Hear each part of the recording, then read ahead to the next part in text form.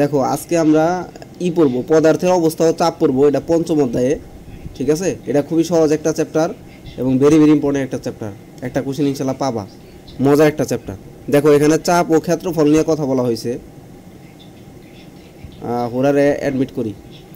ঠিক আছে, দেখো এখানে চাপ ও ক্ষেত্রফল নিয়ে কথা বলা হয়েছে। তো প্রথমে তোমার বলা হয়েছে চাপ কি, কোনো বস্তুর প্রতি একক ক্ষেত্রফলের উপর লম্বভাবে প্রযুক্ত বলকে চাপ বলে। তাহলে দেখো কোনো বস্তুর প্রতি একক ক্ষেত্রফলের উপর লম্বভাবে প্রযুক্ত বলকে চাপ বলে। তো বল কি, বলটি এফ দ্বারা প্রকাশ করা হয়, ফোর্স আমরা পড়ছি।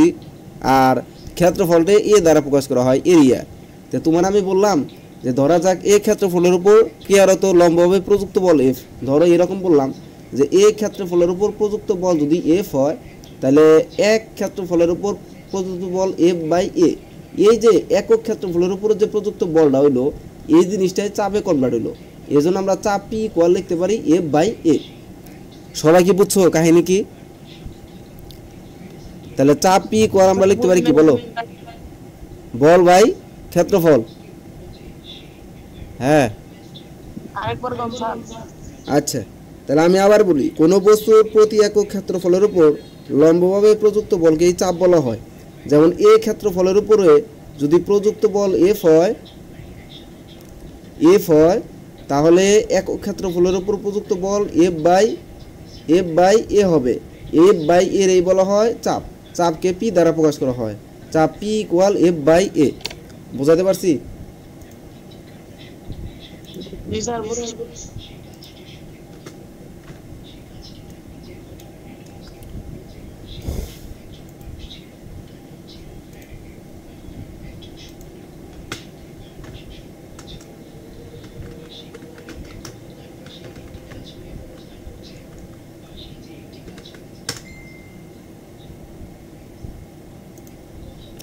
ঠিক আছে, এখন এখানে একটা জিনিস দেখো, ক্ষেত্রফল এ যত কম হবে চাপ পি তত বেশি হবে। এটা কেন বলা হয়েছে? ক্ষেত্রফল এ যত কম হবে চাপ পি তত বেশি হবে।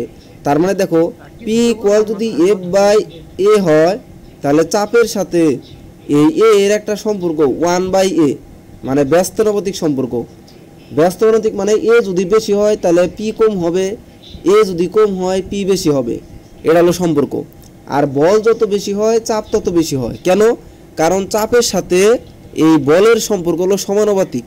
তাহলে সমানুপাতিক সম্পর্ক থেকে আমরা বলতে পারি বল যদি বেশি হয় চাপ বেশি হবে, আর বল যদি কম হয় চাপ কম হবে।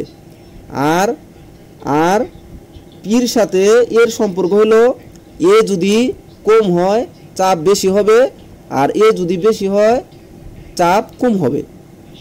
বুঝছো কি বলছি? কারো কোনো প্রশ্ন আছে?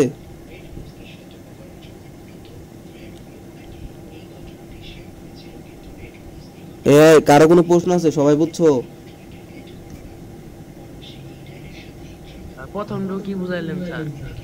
প্রথমে হলো তুমি তো গেছিলা গা, আবার বলি, আমি বলছি যে এখানে চাপ কাকে বলে এটার সংজ্ঞা। তাহলে কোনো বস্তুর প্রতি একক ক্ষেত্রফলের উপর লম্বভাবে প্রযুক্ত বলকে চাপ বলে। এখানে কি বলছি দেখো, কোনো বস্তুর প্রতি একক ক্ষেত্রফলের উপর লম্বভাবে প্রযুক্ত বলকে কি বলে? চাপ বলে। এটা কিভাবে হইলো এই দেখো, এখানে দেখাই আমি বলছি ধরো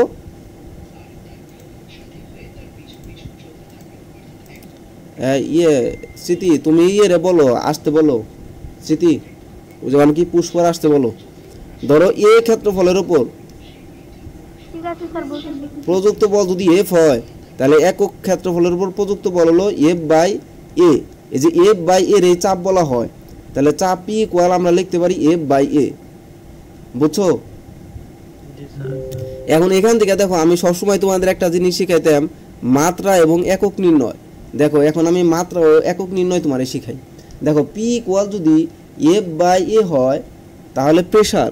তাহলে আমরা একটু আগে শিখছিলাম বলের একক হলো নিউটন, আর ক্ষেত্রফলের একক হলো মিটার স্কোয়ার।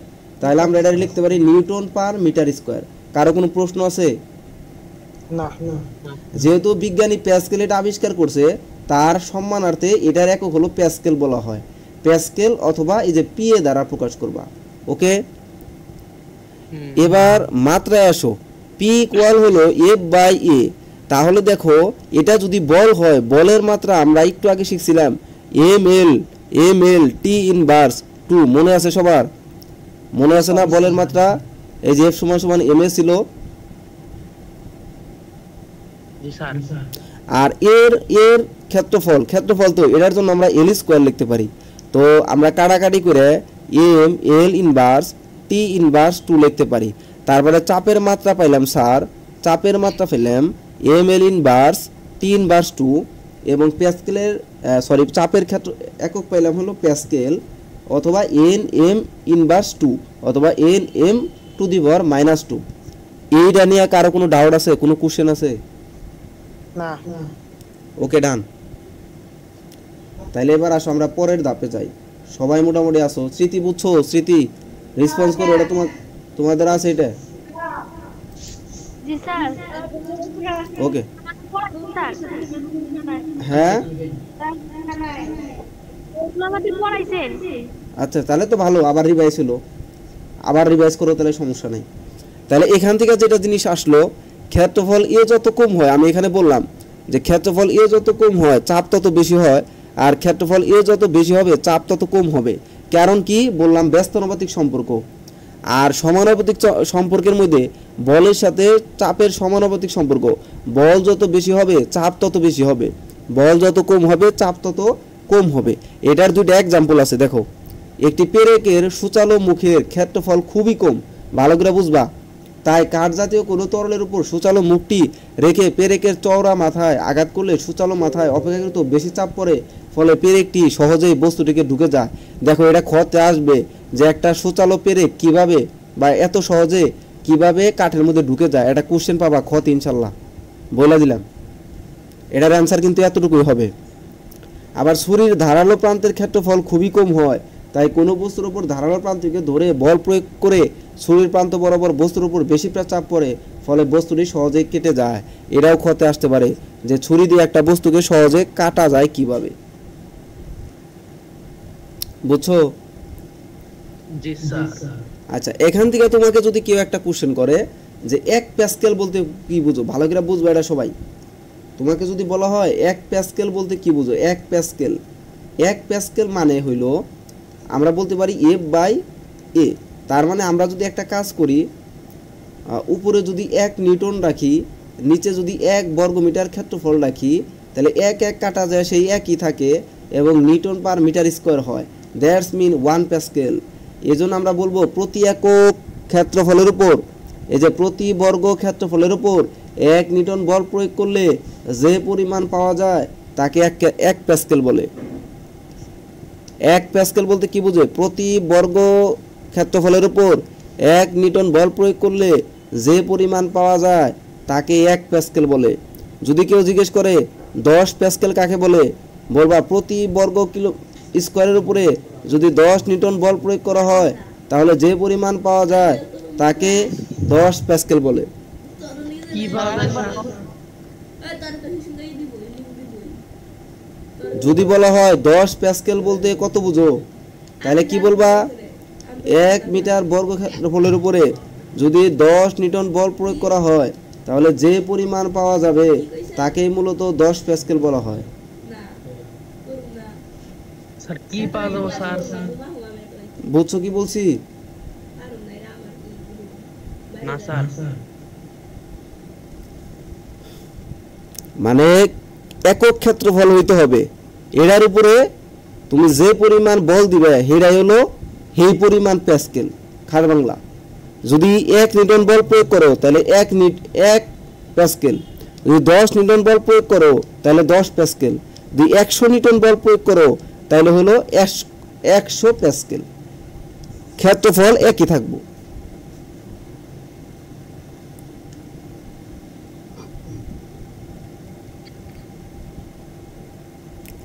এই দেখো এখানে সংজ্ঞা আছে, বলের এককে ক্ষেত্রফল একক দিয়ে ভাগ করলে যে পরিমাণ চাপের একক পাওয়া যায়, অতএব চাপের একক এত, একে প্যাসকেল বলা হয়।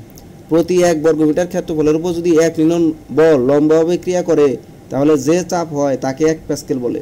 এই যে লাইনটা ভালো করে দেখো, এখন 1 বর্গ ক্ষেত্রফলের উপরে যদি আমি 10 নিউটন বল প্রয়োগ করি তাহলে কোসেন চাপ কত হবো কে বলতে পারবা? 10 প্যাসকেল। যদি আমি 50 নিউটন বল প্রয়োগ করি তাহলে চাপ কত হবো? 50 শেষ, নর্মাল জিনিস।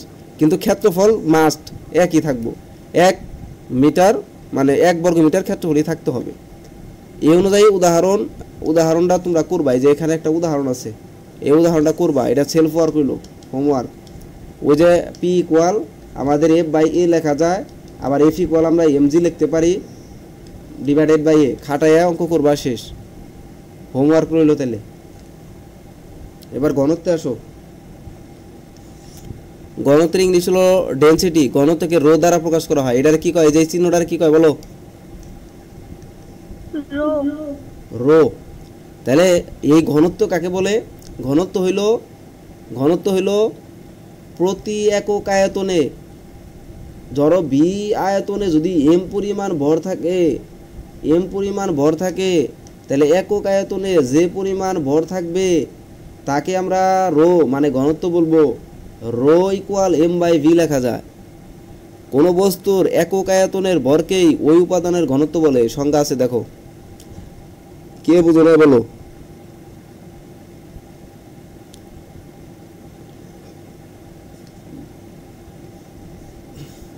হ্যালো, সবাই বুঝছো?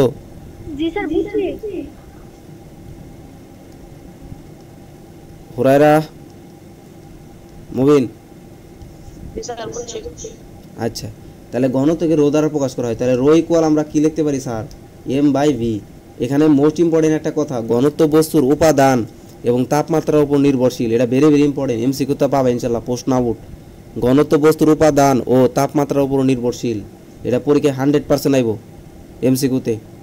যদি রো ঘনত্ব হয়, এম ভরের কোনো বস্তুর আয়তন যদি বি হয়, তাহলে ঘনত্ব rho equal M by V লেখা যায়। এখানে ছোট্ট একটা জিনিস শিখিয়ে দেই, আসো। দেখো, ঘনত্ব রো ইকুয়াল আমরা এম বাই ভি জানলাম। তাহলে এখান থেকে আসো আমরা একক আর মাত্রা বের করি। দেখো, মাত্রা আর একক। তাহলে আমারে বলো তো স্যার, এককের ক্ষেত্রে ভরের একক কি বলো? এখানে তো ভর বাই আয়তন হবে, কেজি। আয়তনের একক কি স্যার? মিটার কিউব না? তাহলে কেজি পার সি হইল। আর মাত্রায় আসো, বলো ভরের একক, ভরের মাত্রা কি? বড় হাতের এম। আয়তনের কি? এল কিউব। তার মানে আমরা লিখতে পারি এম এল ইনভার্স সি। এটা হলো আমাদের ঘনত্বের কি?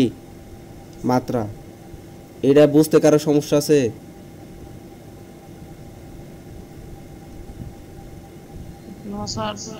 তাহলে আমার বলো দেখি, 1 কেজি এম ইনভার্স 3 বলতে কি বুঝো? এটা যদি প্রশ্ন আসে তাহলে কি আনসার করবা?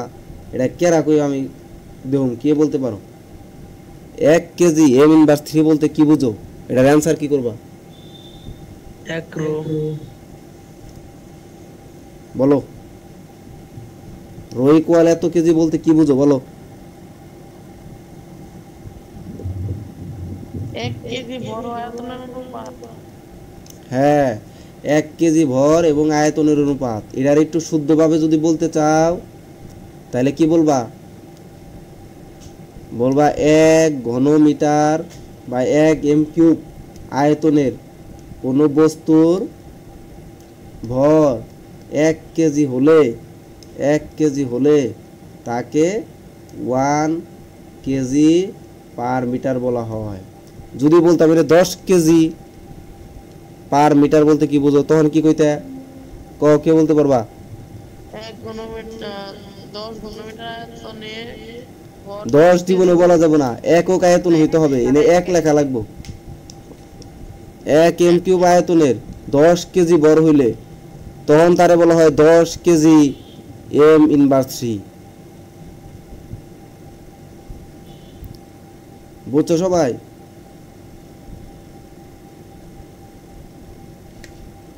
হ্যালো, জি স্যার, বুঝছি। ঠিক আছে। তাহলে এখানে এই যে দেখো, এটার অলরেডি একক এবং মাত্রাঙ্ক বের করা শেষ। তোমরা এখান থেকে যে বায়ুর ঘনত্ব কত এটা মুখস্থ করবা। এই যে পানির ঘনত্ব 100% শিওর, 4 ডিগ্রি সেলসিয়াস তাপমাত্রায় পানির ঘনত্ব 1000 কেজি। লোহার ঘনত্ব এগুলা পরীক্ষায় আসে কিন্তু রূপার ঘনত্ব, সোনার ঘনত্ব, তারপরে তোমার গ্লিসানের ঘনত্ব, এগুলা পরীক্ষা আসে যে যেটি আমি মার্ক করলাম। 100% পাবা ইনশাল্লাহ, বইলা দিলাম।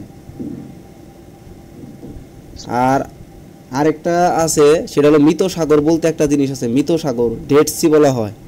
এটা জর্ডানে অবস্থিত। লবণ ও অন্যান্য অপদ্রব্য মিশ্রিত থাকার জন্য এই সাগরের পানির ঘনত্ব অনেক বেশি, যেখানে মানুষ ভেসে থাকতে পারে, ডুবে না কখনো।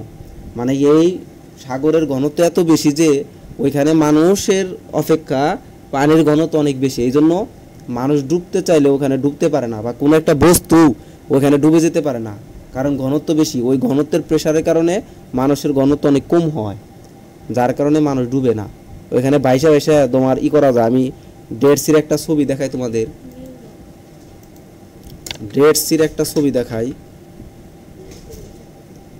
এই দেখো একটা হ্রদ আছে, এই যে এটা ডেড সি, বুঝছো? এখানে এই যে দেখো, এই যে একটা, তোমরা কি ছবি দেখতেছো? এই যে দেখছো, এটা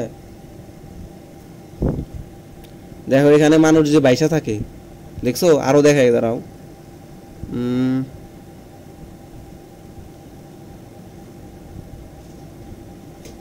পেপার পড়তেছে,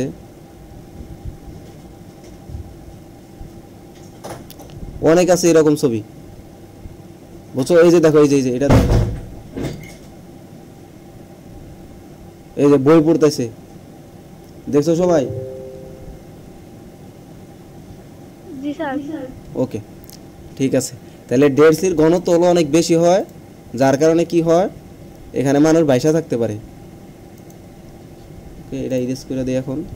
তাহলে এটাই হলো ডেড সির কথা বলছে। এবার আসো দৈনন্দিন জীবনে ঘনত্বের ব্যবহার, এটা তোমরা একটু পড়বা, মানে কী কী কারণে আমাদের কী কী কাজে ঘনত্বের ইউজ করা হয়।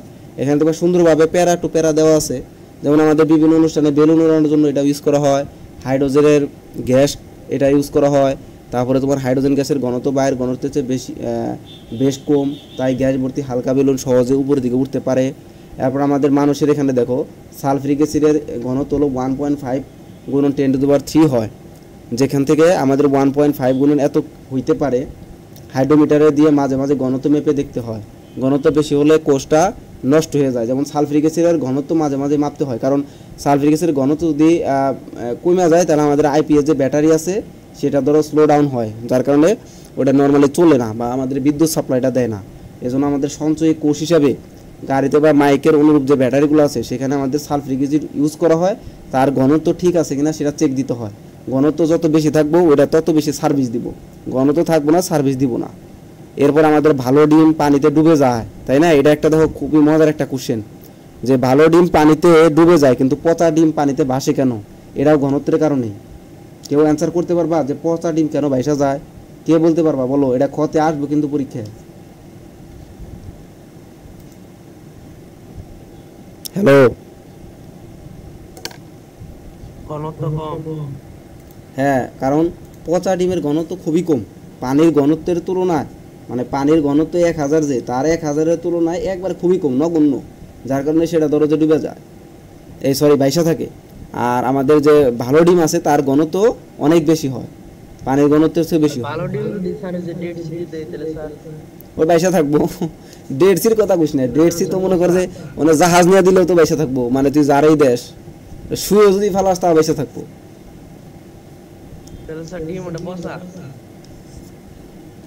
তুই এটাই ধর, এই যে এটা সেলফ ওয়ার্ক করিস, অঙ্কটা করিস। এবার বায়ুমণ্ডলে চাপ আসো। আচ্ছা হুরারা বুঝো কি সবাই? কথা গোনা তো। তারপরে খোখো শিবুর কি খবর? দিশান ঘুম পারো নাকি শুনতেছেও? ঠিক আছে, প্রশ্ন থাকলে কইরো, সমস্যা নাই। এবার আসো বায়ুমণ্ডলের চাপ আমরা পড়ি। এই পৃথিবীর বায়ুমণ্ডল দ্বারা পরিব্যাপ্ত, বায়ুমণ্ডলের ওজন আছে তাই বায়ুমণ্ডলের চাপ আছে পৃথিবীর পৃষ্ঠে। এই চাপ প্রতি বর্গ মিটারে প্রায় 10⁵ নিউটন। এটা মনে রাখবা, এটা এমসিকিউতে আসবো। আমি যা বলি খালি মনে রাখো, না কিন্তু পাইবা ইনশাল্লাহ। একজন পূর্ণবয়স্ক মানুষের দেহের ক্ষেত্রফল যদি 1.5 বর্গমিটার হয় তাহলে তার উপর বায়ুমণ্ডলের চাপ হবে 1.5 গুণন 10⁵ নিউটন। 1.5 গুণন 10⁵ নিউটন। একটা পূর্ণ বয়স্ক মানুষের উপরে যে বায়ুমণ্ডলীয় চাপ আছে তার পরিমাপ হলো 1.5 গুণন 10⁵ নিউটন। মনে রেখো সবাই। তবে মানুষের শরীরের ভিতরে যে রক্তের চাপটা আছে এটা বায়ুমণ্ডলীয় চাপের থেকে অনেক বেশি, যার কারণে মানুষ সাধারণত বায়ুর চাপ কখনো অনুভব করতে পারে না, রক্তের চাপটা অনুভব বেশি করে। বায়ুমণ্ডলে তার ওজনের পৃষ্ঠের প্রতি একক ক্ষেত্রফলের লম্বভাবে যে পরিমাণ, এই যে দেখো, প্রতি একক ক্ষেত্রফলের লম্বভাবে যে পরিমাণ বল প্রয়োগ করে তাকে ওই স্থানের বায়ুমণ্ডলীয় চাপ বলে। এটা পরীক্ষায় আসে, কতে আসতে পারে ইনশাল্লাহ। সবাই বুঝছো এই পর্যন্ত? কথা কোনাকে এরপরে টরেসিলির একটা পরীক্ষা।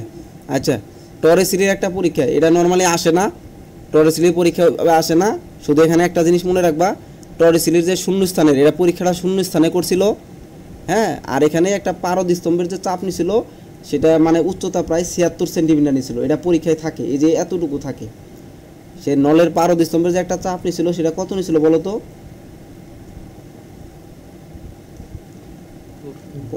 কথা কয় না। তাহলে যদি এটারে 100 দ্বারা ভাগ করি, মানে মিটারে নেই, তাহলে কোসেন কত হবো, কত মিটার হবো, কে বলতে পারবা?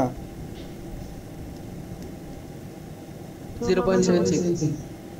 Very good. মিটারে তাহলে এত, আর সেন্টিমিটারে এত, মনে রেখো। এবার আসো, এখান থেকে আমরা একটা জিনিস শিখব, উচ্চতা এবং বায়ুমণ্ডলীয় চাপ। মানে উচ্চতা দেখো, প্রেসার অ্যান্ড অ্যাটমসফেরিক যত প্রেসার আছে, এটা এদিকে হলো অ্যাটমসফেরিক প্রেসার, আর এদিকে হলো হাইট অ্যাবাভ সি লেভেল। মানে সি লেভেল থেকে, সমুদ্র পৃষ্ঠ থেকে হাইটটা ধীরে ধীরে বাড়তেছে। দেখো, হাইটটা যদি বাড়তে থাকে তাহলে আমাদের এই সমুদ্র পৃষ্ঠের চাপটা এটা কি হইতেছে বলো তো? যখন শূন্য ছিল চাপ অনেক বেশি ছিল, যখন বাড়তেছে তখন কমতেছে। এখানে যখন, এখানে 20-এ যখন, এখানে 30-এ যখন, এখানে 40-এ যখন, তখন চাপ একবারে কমের দিকে আসছে না? কথা কয় না? তাহলে অ্যাটমসফেরিক প্রেসার, এই যে অ্যাটমসফেরিক প্রেসার হাইটের ব্যস্তানুপাতিক, হাইটের ব্যস্তানুপাতিক। হাইট যত কমে চাপ তত বাড়ে, হাইট যত বাড়ে চাপ তত কমে। বুঝছো?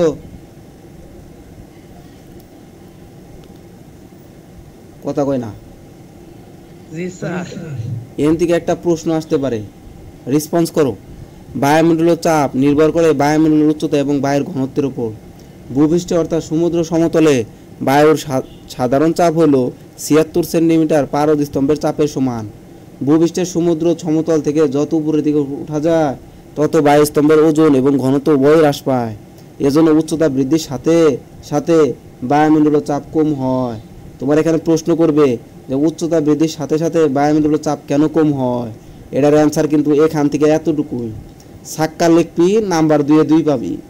লিখবি না আবুল তাবুল বাংলা রচনা লেখা তুমি, নাম্বার পৃষ্ঠার পর পৃষ্ঠা লিখলেও পাবি না, কয়ে দিলাম। এভারেস্ট পর্বত শৃঙ্গের উপর বায়ুমণ্ডলের চাপ সমুদ্র সমতলের চাপের প্রায় 30%। এটা পরীক্ষা আহে, এমসিকিউ প্রশ্ন আউট। সেজন্য বেশি উচ্চতায় উঠলে শ্বাস প্রশ্বাস নেওয়া কষ্টকর হয়। আবার বেশি উচ্চতায় বায়ুমণ্ডলের চাপের চেয়ে মানুষের রক্তচাপ বেশি থাকে বলে নাক দিয়ে রক্ত পড়তে পারে। আজকাল বিমান যখন বেশি উচ্চতায় নিম্নচাপ অঞ্চল দিয়ে উড়ে যায় তখন এর অভ্যন্তরে যাত্রীদের সুবিধার্থে স্বাভাবিক চাপ বজায় রাখার জন্য ব্যবস্থা করতে হয়। ভূপৃষ্ঠ থেকে যত উপরে উঠা যায় তত বায়ুমণ্ডলের চাপ কমে। এটা এমসিকিউতে পাবি। উচ্চতার সাথে বায়ুমণ্ডলের চাপের পরিবর্তন লেখচিত্রে দেখানো হয়েছে। কেরা বুঝোস নাই ক?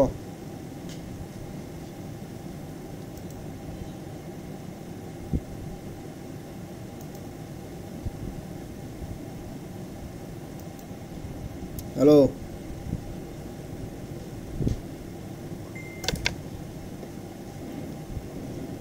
কি হুরারা কি ঘুমাইছে নাকি?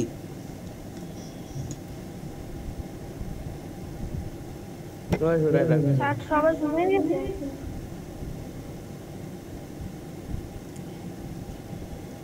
আর 30% ওটা মানে কি বেশি না কম? না, সমুদ্র সমতলের চাপের প্রায় 30%, মানে কম কম, মানে 30% আর কি। তোমার সমুদ্র চাপের যে যে পরিমাণ থাকে তার 30% মনে করো অনুযায়ী হয়। মনে করো আমার এনে যদি 100% কাজ করে, উনি মনে করো যে কাজ করবো 70%। বা 30%, ধরো 70% নষ্ট হয়ে গেছে, 30% কাজ করব। বুঝছাও? এই এতটুকু পরীক্ষায় আসে, এই যে এতটুকু বায়ুমণ্ডলীয় চাপের পরিবর্তন ও আবহাওয়া। ছোট করে তুই আবহাওয়াবিদ হয়ে যাবি এখন, প্রত্যেকটা ঘরে ঘরে এখন আবহাওয়াবিদ জন্ম নিব। এটা এমন একটা টেকনিক, মোমেন কালকা থেকে এটা চেক করা শুরু করে দিবি। দেখ, কোন স্থানের সময়ের সঙ্গে বায়ুমণ্ডলীয় চাপের পরিবর্তন ঘটে, এর কারণ বায়ুতে উপস্থিত জলীয় বাষ্পের পরিমাণ হ্রাস, বৃদ্ধি ও ঘনত্বের পরিবর্তন। আমরা বায়ুমণ্ডলীয় চাপের পরিবর্তন বুঝতে পারি ব্যারোমিটারের পারদস্তম্ভের উচ্চতা মেপে বা পরিবর্তন দেখে। তাহলে ব্যারোমিটারের পারদস্তম্ভ, একটা ব্যারোমিটার সবার কিনে রাখবো। যদি কেউ পরীক্ষা করতে চাও তাহলে ব্যারোমিটার কিনতে হবে। এটা কিভাবে পরীক্ষা করে আমরা একটু দেখি। ব্যারোমিটারের পারদস্তম্ভের উচ্চতা ধীরে ধীরে কমতে থাকলে ব্যারোমিটারটা কিরকম, এটা একটু আঁকে দেয় তাহলে ভালো করে বুঝবি। আচ্ছা, এনে আঁকাই। ধর এনে, হ্যাঁ কি হয়েছে?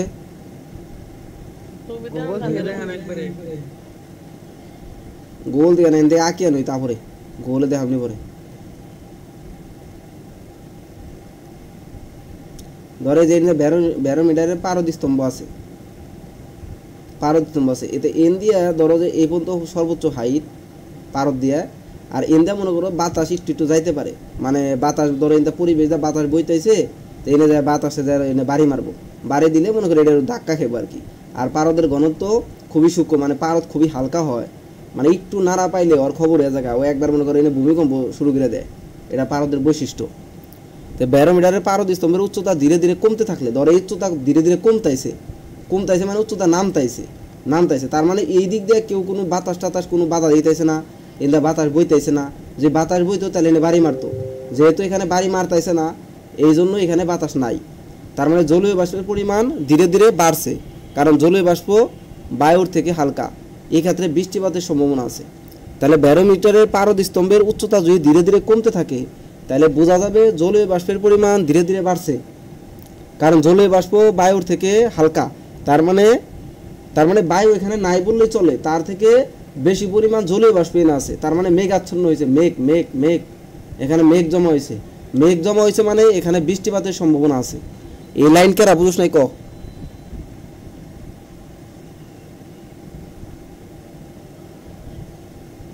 হ্যালো,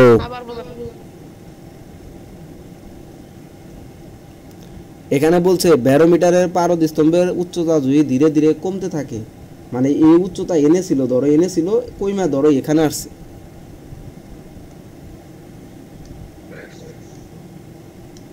ধরো কইমা এখানে আসছে, তাহলে কমলো। যে কমার কারণ কি? পারদ উচ্চতা তো বাড়ার কথা ছিল, কমলো কেন? কমলো হলো এখানে কোনো ধরনের বাধার সৃষ্টি করে নাই, মানে এখান থেকে কেউ কোনো আঘাত করতেছে না, বায়ুতে কোনো আঘাত করতেছে না। যদি বায়ুতে আঘাত করতো তাহলে এখানে চাপ খাইয়া উপরের দিকে ওঠার চেষ্টা করতো, কিন্তু এখানে যেহেতু আঘাত করতেছে না এজন্য কোনো ধরনের চাপ খাইতেছে না দেখে এখানে বায়ুর পরিমাণ নাই, বরং জলীয় বাষ্পের পরিমাণ এনে বেশি। আর কোন এলাকায় জলীয় বাষ্পের পরিমাণ যদি বেশি থাকে ওখানে হলো মেঘ আসে, মেঘ। আর মেঘ আসা মানে কি? ওইখানে কি হয়?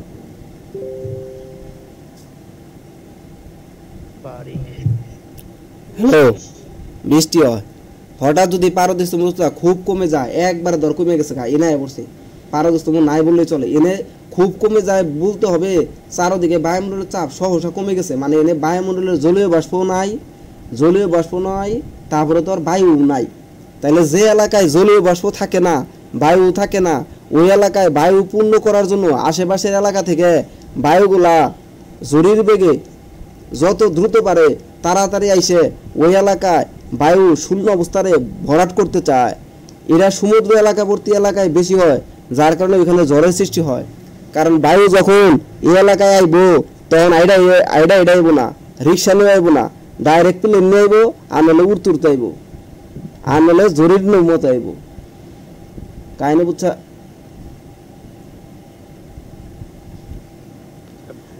তখন ওই বাতাস খালি হয় কেমনে? আচ্ছা এটা দেখাইতেছি, ওই স্থানে নিম্নচাপের সৃষ্টি হয় এবং পার্শ্ববর্তী স্থান থেকে প্রবল বেগে বায়ু আসতে থাকে, যার কারণে এখানে ঝড়ের সম্ভাবনা থাকে। আর যদি ব্যারোমিটারের পারস্তম্ভের উচ্চতা ধীরে ধীরে বাড়তে থাকে তাহলে বুঝতে হবে জলীয় বাষ্প অপসারিত হচ্ছে এবং শুষ্ক বাতাস স্থান দখল করেছে, সুতরাং আবহাওয়া শুষ্ক ও পরিষ্কার থাকবে। এভাবে বায়ুর মাধ্যমে ব্যারোমিটার দ্বারা নির্ণয় করা যায়। আবার তোরা ঢুক, ওই তোর লাইন যাবো এখন, আবার ঢুকিস, তারপরে বুঝাইতেছি।